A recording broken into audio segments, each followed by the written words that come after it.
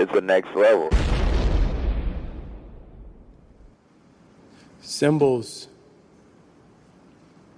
are nothing without the women and men that give them meaning. And this thing,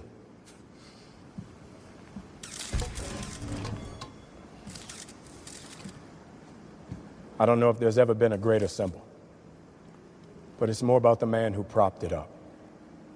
And he's gone. So today we honor Steve's legacy, but also we look to the future. Thank you, Captain America. But this belongs to you.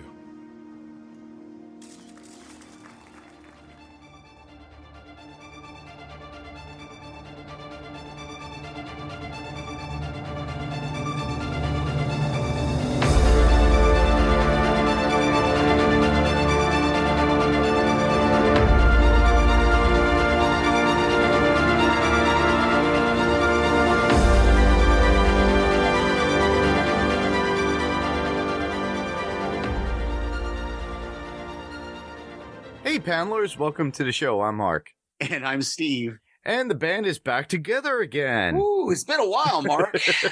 We've both been kind of off doing with other people. It felt like I was cheating on you for a little while. And, yeah, I was like, oh, wow. So yeah, I hear your voice with somebody else's, and I'd be like, wait, this isn't adrenaline. What is this? This is a dirty podcast. What's going on here? But we decided to, fans, if you're listeners out there, we decided with Snowpiercer we had to give it its due diligence and have it give a full episode, and that's why Daphne and Steve did that. And then during WandaVision, Ben and I, and at one point Damien and I did. And you had Greg on an episode, for one? and Greg as well. So yeah, we decided, we had to give those episodes what they needed for each episode. So I thought it was beneficial that we get, full interaction within those episodes. So it worked out. And you've been doing great with Daphne with Snowpiercer, and it's still not over yet too. So no, we still got the season finale to do. So we will be back for one more episode. Yeah, and it's awesome, too. And you guys have been doing great, and I love it. I still have yet to catch up, so I'll be doing that one weekend, and I'll be watching everything, and I'll do my final analysis and submitting that, and then leaving that up to you and Daphne at the same time. So, with that, well, we're going to be moving into Falcon and the Winter Soldier. Season 1, Episode 1. And this will be, yes, listeners, this will be a spoiler-filled episode of this podcast. So if you've not watched the episode, if you are not familiar with the comic or the comics in the history of Falcon and the Winter Soldier or anything that's therein within the Marvel Universe and anything within IMDb, breeze ahead after you watched. If you're not interested in the idea of being spoiled about like IMDb stuff, don't listen to us. Just move on to another podcast, because we're gonna bring in a lot of stuff within this particular episode, and going forward, honestly, because we're gonna bring up a lot of stuff that's partial to the Marvel Comics line for the characters, as well what we know within medium, the media that's out there for the actors and characters. Absolutely. Yep. So with that, Steve, you want to give us the synopsis of this? Absolutely. So this is Season 1, Episode 1, New World Order of the Falcon and the Winter Soldier. And the synopsis we have for it is Sam Wilson and Bucky Barnes realize that their futures are anything but normal. Just short and to the point. So yeah, short to the point. But honestly, it says a lot all within that, because both are going through their own worlds within this episode. Yeah. It's the realization this is beyond the snap.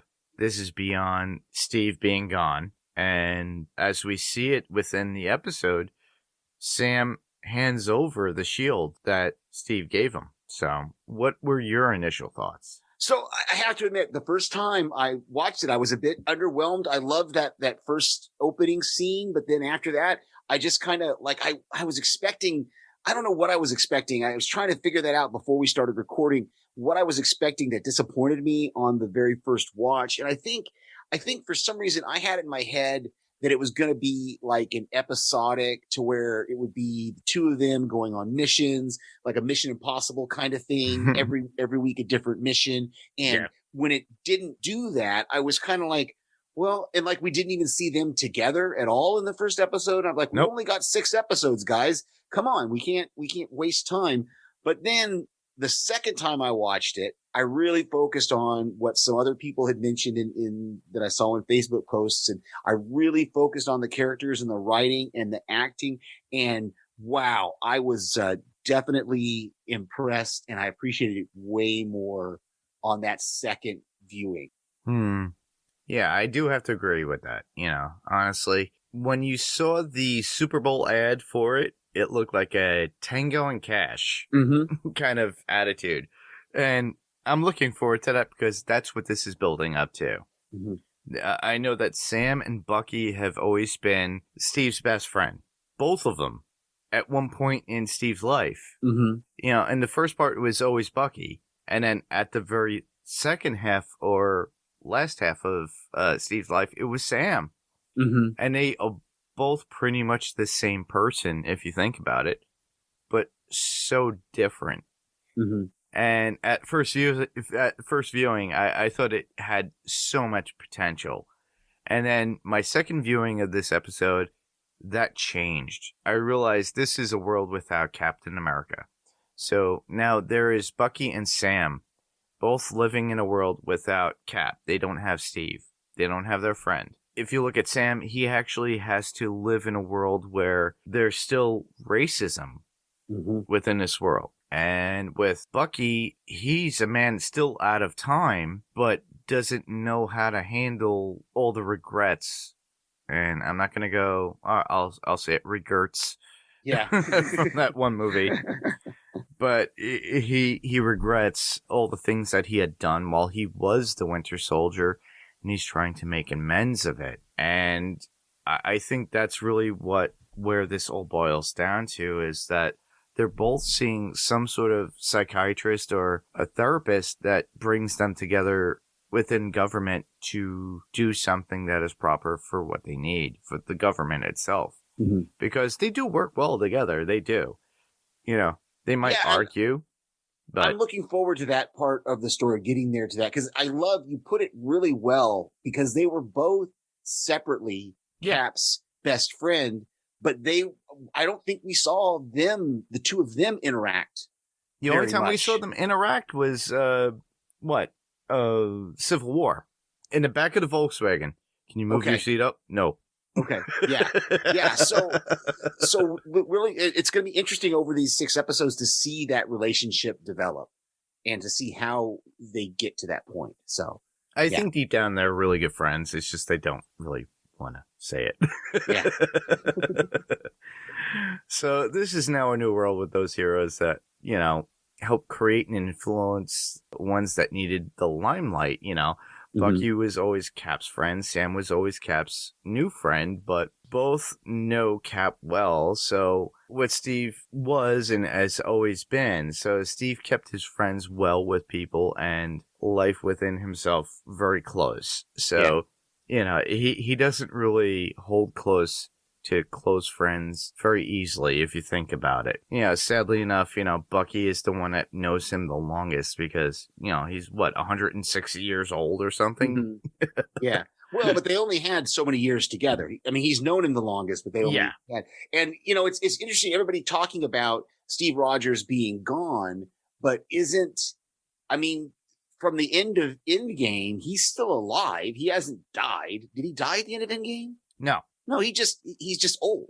Right? He just got really old. He went back in time and changed things and put the stones back and then lived his life with Peggy Carter. Yeah.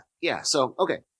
Yeah. So with that, you know, Steve or Captain America got to live his life and, you know, have a life at that point, but he still had an effect on his friends. Yeah. Within that time. It's going to be interesting. So. Yeah, it's going to be interesting. And like I said, I still see it as a Tango and Cash. it's a Tango and Cash. We'll see. We'll see. So with that, we should move into our top fives. Absolutely. So, on behalf of the Department of Defense and our Commander-in-Chief, it is with great honor that we announce here today that the United States of America has a new hero. Join me in welcoming your new Captain America.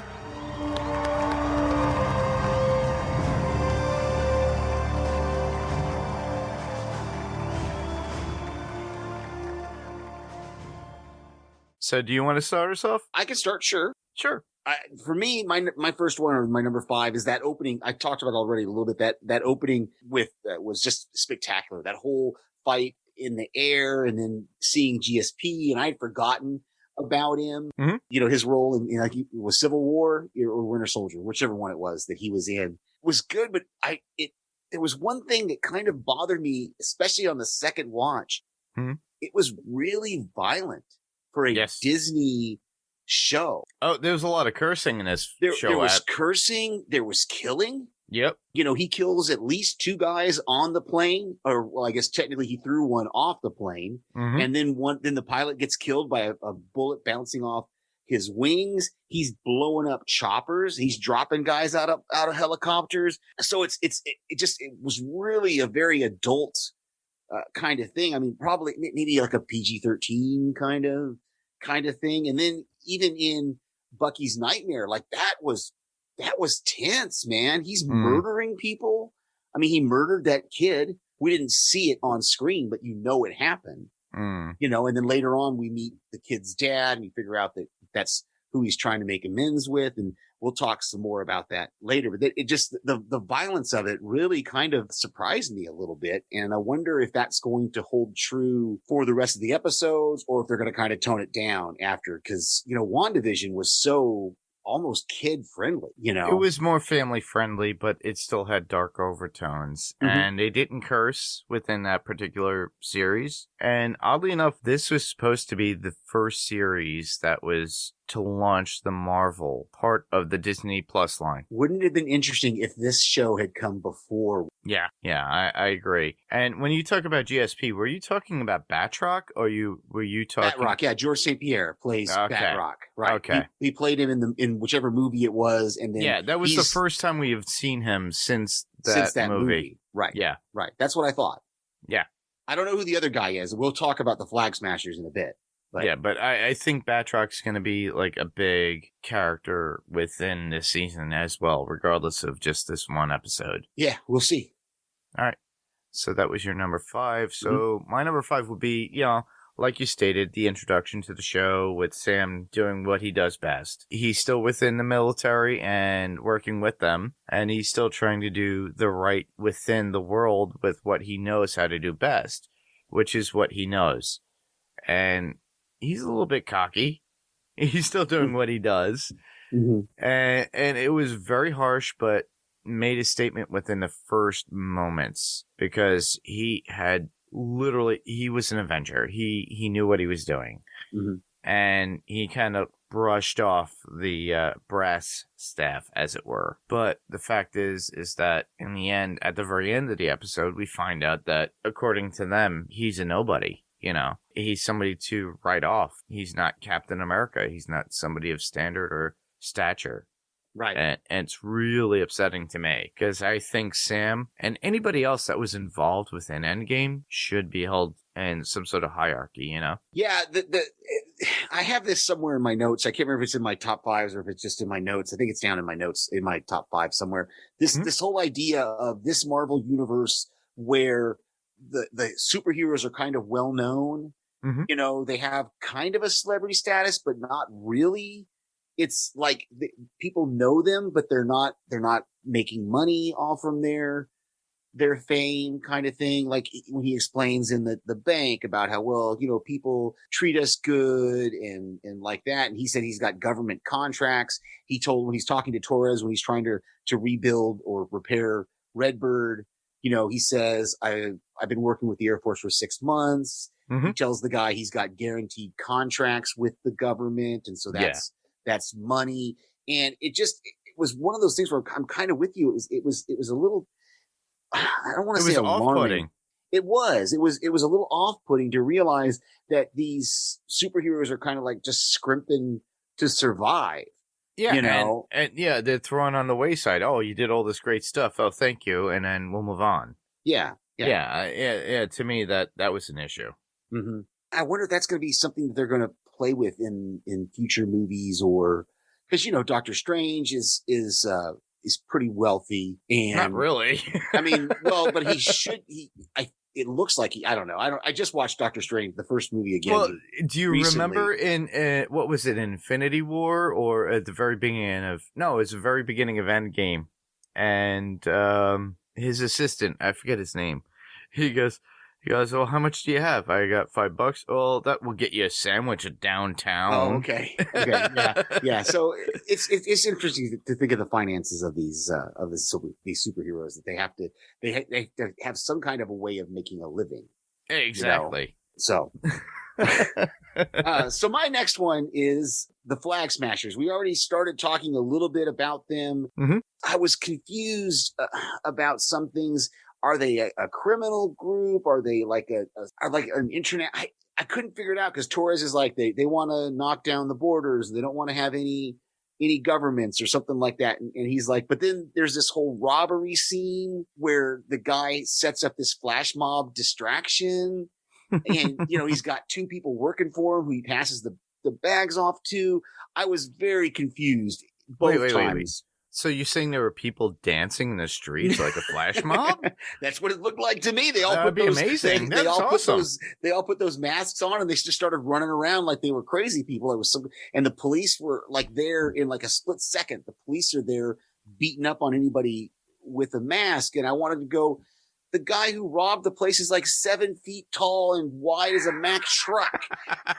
Who are you arresting? Who are you beating up? And who is this guy? It just, there was so much of that scene that I was very confused about. And it seemed like it was just a way to get Sam involved in this whole, they're called the Flag Smashers, but their insignia is a red hand. Yeah. It was very confusing. Well, there's also the hand. Right. Which is another thing. Yeah, exactly. That hasn't been brought up in a while since exactly. Elektra, yeah. And maybe this Daredevil, is, maybe this is Marvel's way of influencing the hand. Who knows? Know. Yeah. Maybe it's an influence of the hand in the Marvel Cinematic Universe. Who knows? I don't know. I mean, I don't know. It was just very confusing to me, and I don't know if it's something they're going to try to explain more thoroughly later on, or what they're going to do. But really confusing. Now, if they did the foot, that would be a different story, because it's all different things. That's the Turtles, and I don't think we're going to see Raphael, Donatello, and Michelangelo. Come on, whatever. So that was your number 4, right? Yeah, that was my next one. All right. Well, my number 4 would be Rhodey talking to Sam about not taking up the shield. So Sam still holds Cap as the Captain America of what people think that should be as a hero. So he relinquishes the shield to the government. And as we know, due to the Sokovia Accords, that all these weapons of extremism through these heroes are owned by the government. And I brought this up between Ben and I, and even Damien, when we spoke about during WandaVision, because the Sokovia Accords are still involved. Mm-hmm. So Rhodey winds up pointing out to Sam that he should have taken up the shield that Cap left to him. But the thing is that Sam doesn't want to do that. He doesn't feel up to it. He still feels like it's somebody else's property. It's Steve's property. It doesn't belong to him. And I give Sam credit for that. He's showing humility. He's showing humbleness. He still feels that Steve is the pedestal to look up to. I don't think he feels up to the task. Yeah, he feels like he hasn't earned it. Yeah, exactly. And within the episode, there is so much prejudice that's going on that is exposed to the world. And Sam doesn't feel worthy to take up that mantle of Captain America right away. Mm-hmm. And that conversation between Don Cheadle and Anthony Mackie was so good, so intense. And it requires two prominent African American actors to get that done. Mhm. And they did it very well. And I am proud of them. I'm so happy I got to see that scene because it shows so much humility. It shows so much courage to do that, you know. And by the end of the scene, though, it allows the government to isolate the history and representation of Captain America within a museum. Mm-hmm. And I'm just hoping that Sam changes, though, within this season, his mind, and eventually take on that mantle. Yeah. Because, you know, honestly, like, if you look at the comics, the first person that took up the mantle was Bucky in the comic books. Okay. And then after that, it was a version of Captain America that was created by the government to represent him when he walked away. Mm-hmm. Somebody was injected with the super soldier serum. Mm. And then, you know, Cap wound up being another hero called Nomad. And then after that, and most recently within the past 10 years, it was Falcon. Okay. And then you saw Falcon with the wings, and it's all the red, white, and blue, and he has the shield. Okay. It was Sam. Yeah, it's going to be interesting to see if Rhodey was involved at all in this person who we see at the end of the episode with the Captain America suit. We'll talk some more about that, I'm sure. Mm-hmm. It'll be interesting to see if he was involved in that or if he even knew anything about it. Mm-hmm. Or what. Yeah, I'll be interested to know that and see how they flesh that out through, you know, with only 6 episodes, even though they're hour-long episodes, it still seems like they got a lot of story they're going to have to tell in a very short amount of time. Oh, definitely. So it's going to be interesting to see how they pull this all off and how they pull it together. I mean, I've got confidence that they can do it, but my next one it was kind of interesting. I started the second time, especially the second time watching it, I kind of was comparing and contrasting the vision we got from WandaVision Mm-hmm. of the world and the post blip world and the post blip world we have here. And I feel like what we saw in WandaVision was we saw how certain individual people felt and dealt with the blip and then post blip. Like we got Hawthorne's, you know, as twisted as it was, we got his version of, well, you left us all for 5 years and we had to fend for ourselves and all this. And then you had Wanda with her grief. And so we saw how individuals were dealing with the world post blip. I feel like this show is kind of showing us kind of an international or even a global view of how people are dealing with the world post blip. Because like that one guy in Tunisia that saw Falcon and said, "Thank you for bringing my wife back to me." And I thought, wow, that's, I didn't even think about that. There's people across the world that lost loved ones that suddenly got them back, you know, and like, I'm assuming it sounds like his sister and his nephews did not disappear in the blip. So like Falcon says, man, when I left, they were babies. And when I come back, they're like little men, you know, cause they're 5 years older. Yeah. His nephews and yeah. And so I thought, wow, that is interesting that we have this, and we got a little bit of it from Far From Home, you know, but it really was kind of interesting to think of the global scale of billions of people returning and how they're dealing with it. And I'm going to talk some more about that when I talk about Sam. But, yeah, that's all I had there for that one was just the comparing, the contrasting worlds of the post-blip world view or the individual view. Yeah, it's very hard within this because they're trying to really follow up after Marvel's biggest movie, and they have to follow up and move on to a new phase. So this is kind of like the transition period, if you think about it. Yeah, I do agree. My number 3 would be, well, Bucky's therapy. You know, that was a great insight to Bucky.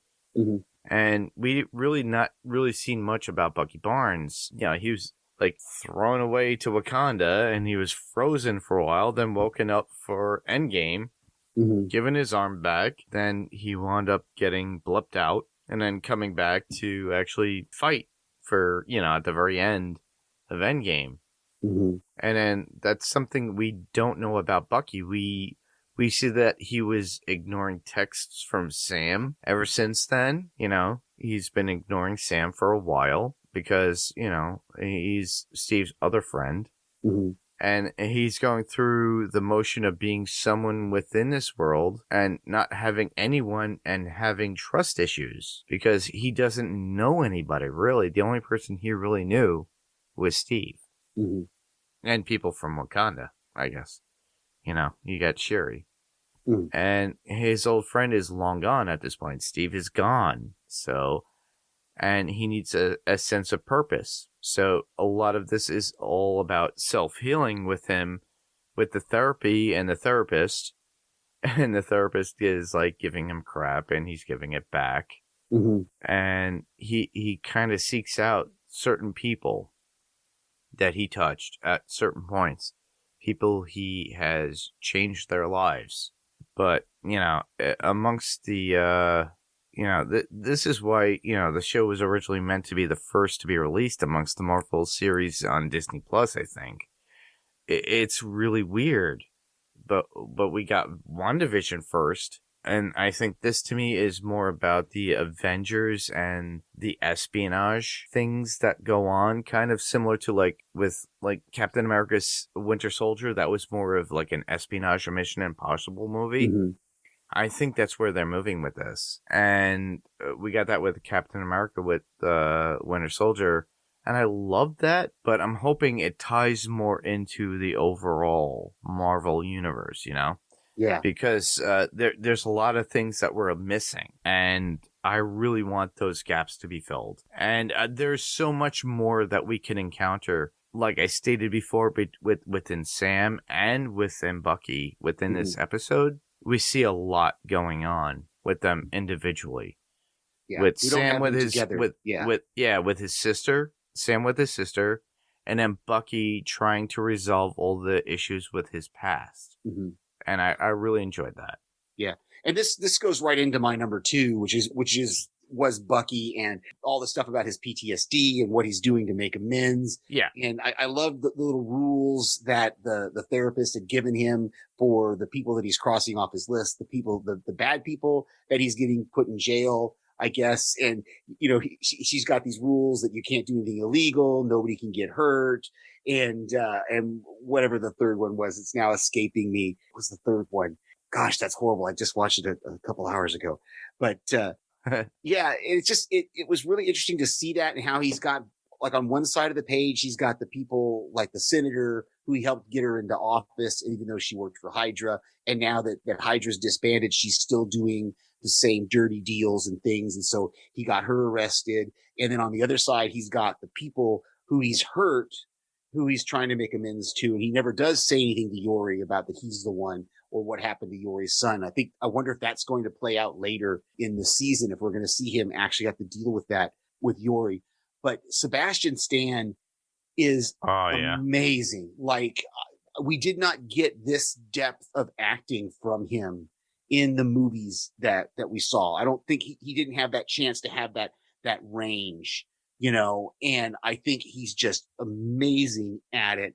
And I'm looking forward to seeing what he can do even outside of the Marvel universe. Once we start seeing those kind of if he's able to kind of break out and not get caught up into just being the superhero or the action movie guy. Let's see how he can do with some real, cause he's an actor, man. And I was just blown away by his performance. Yeah. He came a long way from Hot Tub Time Machine Part 2. Yeah. Yeah. Or just kind of grunting in the earlier movies, you know, just kind of, you know. Or being, Luke, I'm saying Luke Hamill. Mark Hamill's, look-alike. Oh, I didn't know that. Okay. If you think about it, if you look at Sebastian Stan and Mark Hamill together, they look a lot like, and he could literally play Luke Skywalker if you wanted to, and that would be amazing if they brought him in as that. Just dye his hair blonde. Come on, do it.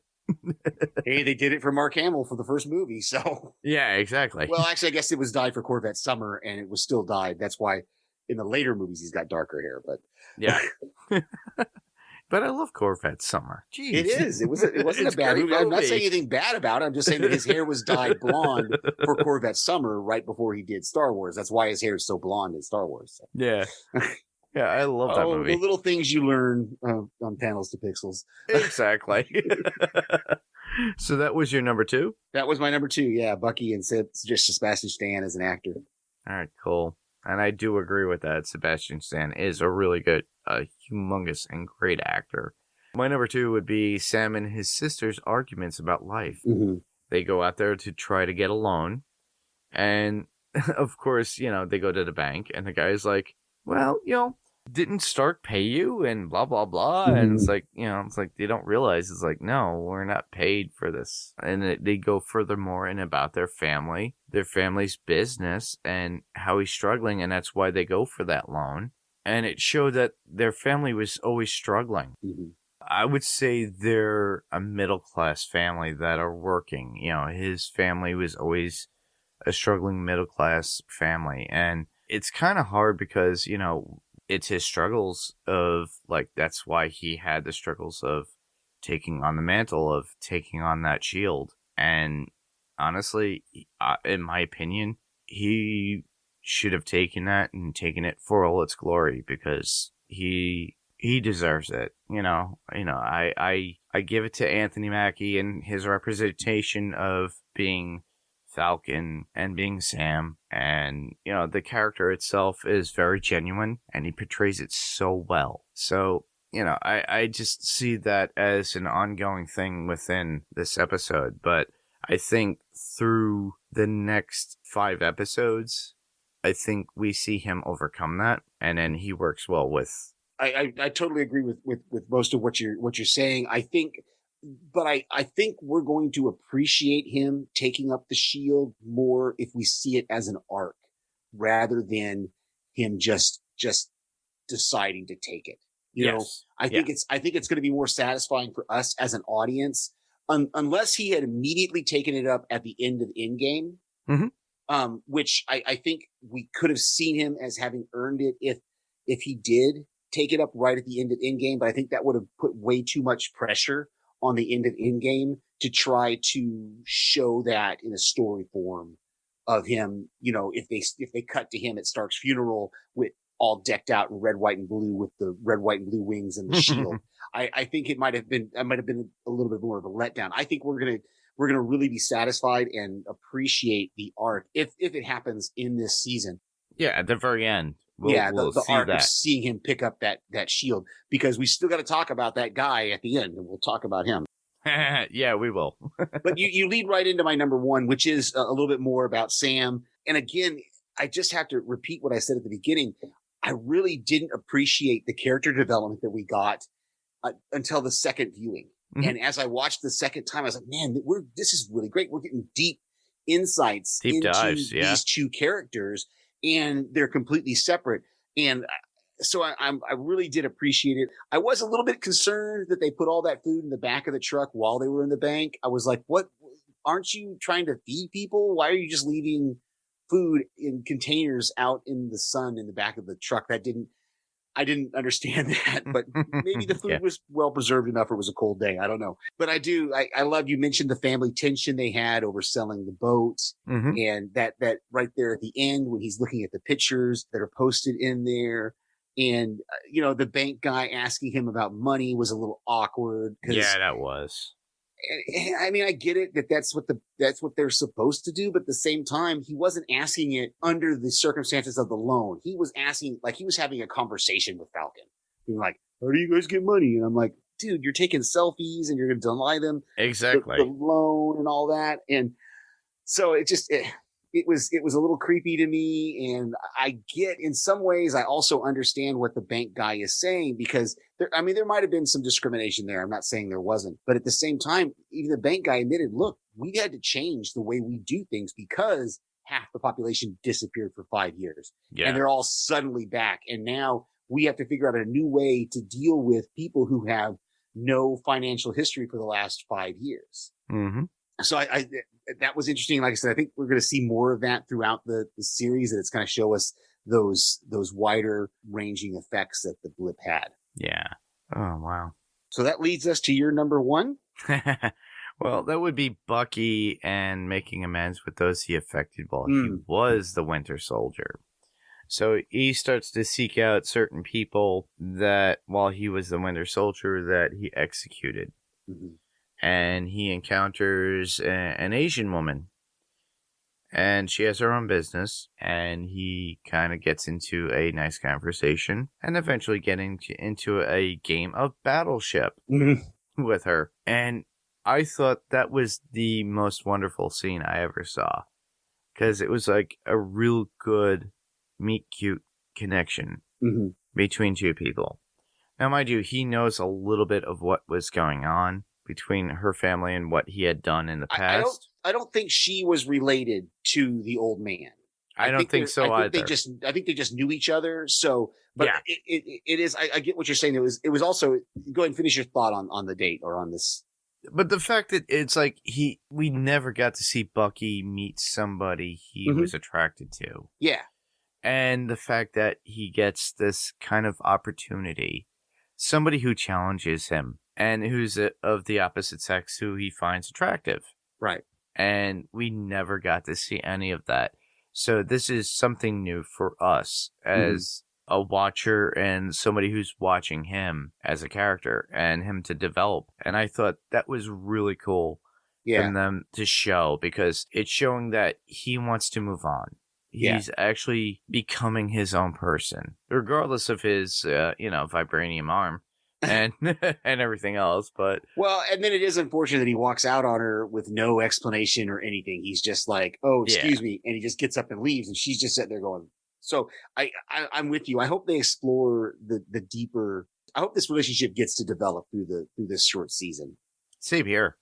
Yeah, it needs to happen. I really want to see Sebastian Stan's character or Bucky get involved and just be happy at one point, because I don't think he, like Steve actually had that one moment with one person. I think this was Bucky's one moment. And I hope by the end of the season, unlike Steve, it doesn't take how many years after he comes out of sleep to make amends and realize that he loves that one woman and winds up going back in time to go see her. And then, achieving that. I'm hoping that Bucky actually does find peace in that and, finding love within that woman. Yeah. That'd be amazing. Yeah, it's a lot of story they have to tell in a very short amount of time. So I don't know if we're gonna get that developed tonight. So the only note that I have that we haven't really already talked about is that subtle when Torres makes that mention about Captain America being on a moon base. Do you think that was a subtle nod to the Umbrella Academy? No. I mean, because there was a secret moon base in the Umbrella Academy, so I thought it was kind of cool. Well, I saw this guy with gorilla arms and a huge body. Different networks, but so. The guy at the end, this Captain America that we see briefly at the end, I don't understand what's going on there. You have some more information about that? Oh, I do. So, at the very end, we do see someone with the Captain America suit. And the person that's portraying that was Wyatt Russell, which is Kurt Russell's son. Oh, okay. And in the comic book, they took the super soldier serum and injected that into a bunch of candidates. This particular person, who is John Walker, and he winds up passing and having all the attributes of Captain America. So they brand him as the new Captain America. Give him the shield. Give him a new uniform. Now, within the comics, Captain America walked away from the name Captain America. They thought he was dead. He called himself Nomad.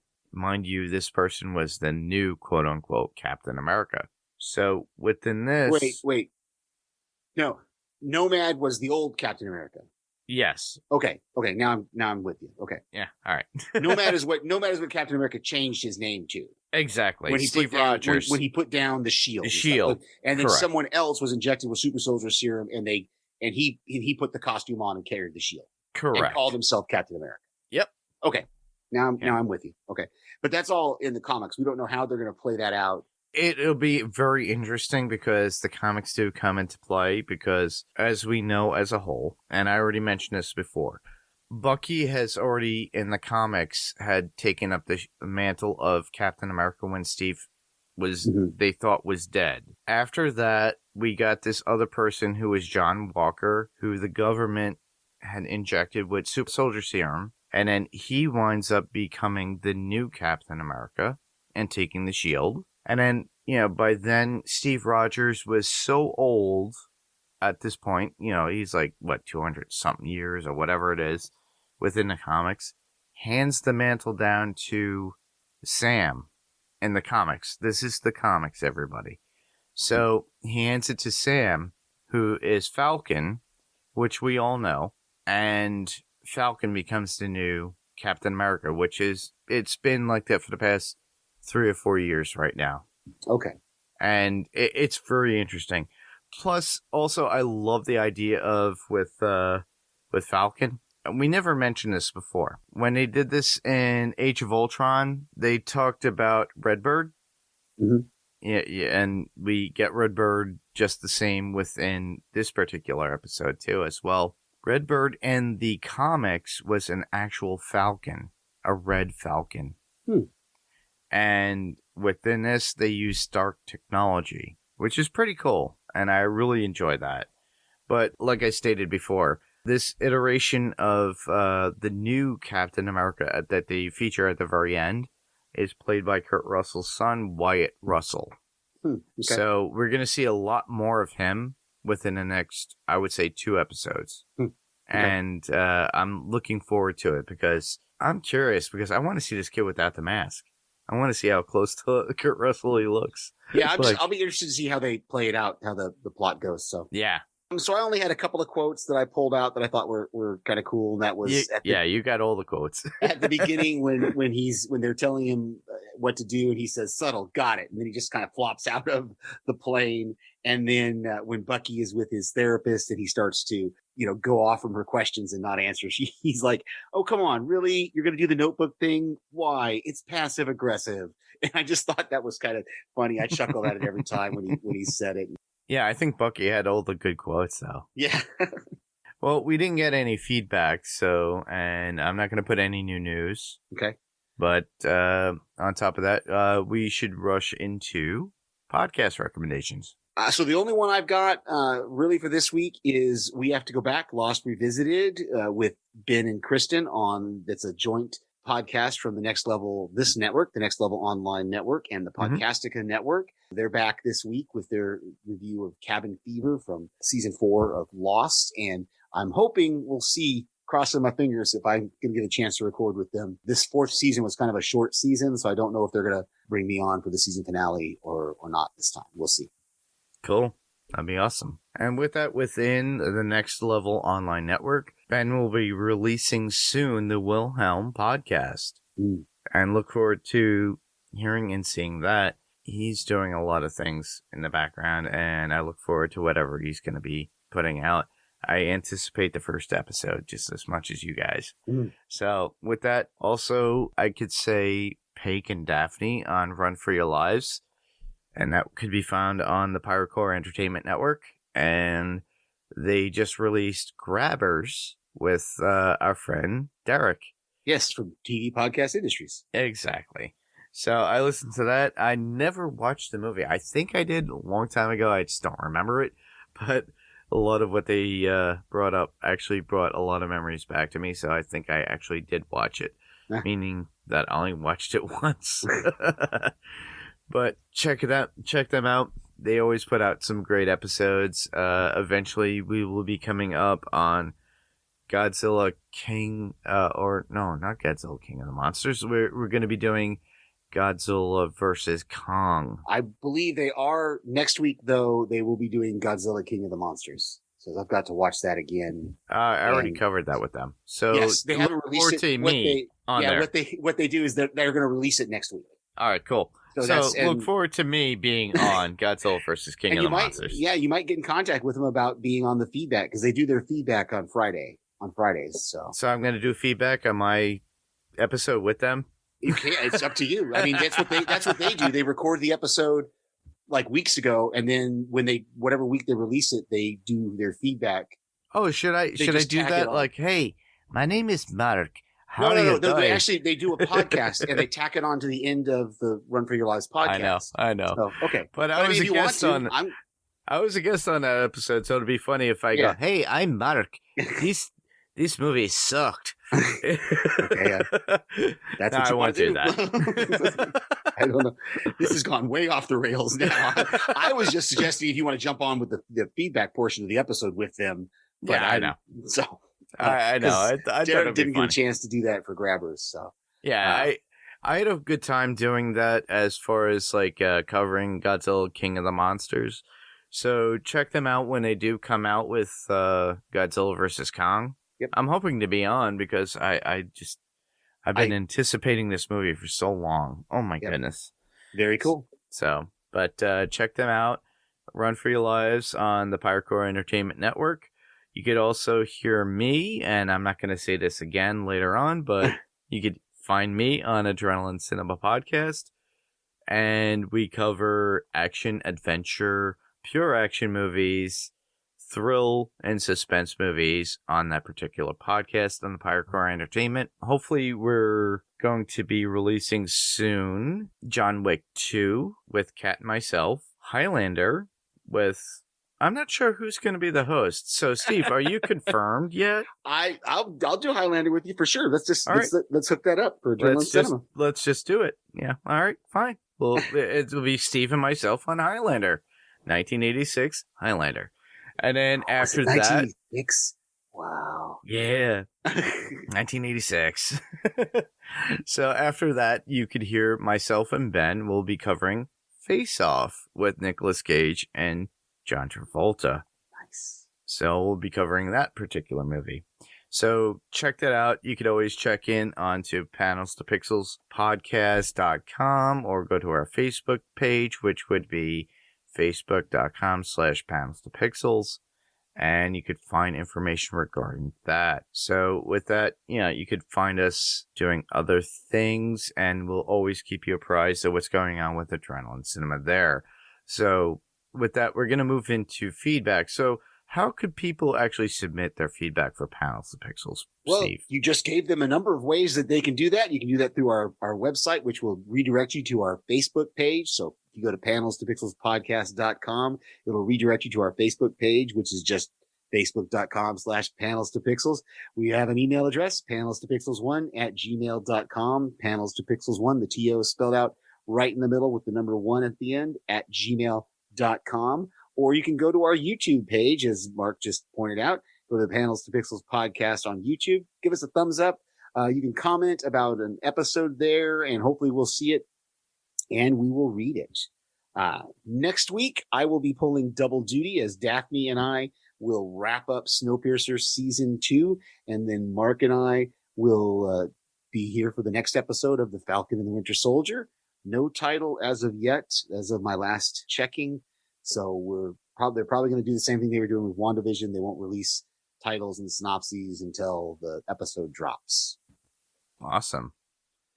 So I think that's the episode, isn't it? That's it.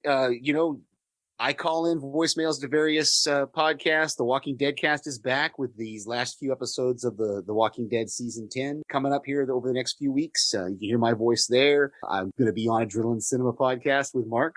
Yep. Here shortly. Other than that, Mark's already given his podcast, so I guess that's all for tonight.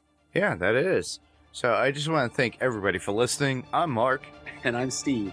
And this was Panels to Pixels, and we'll see you on the next panel.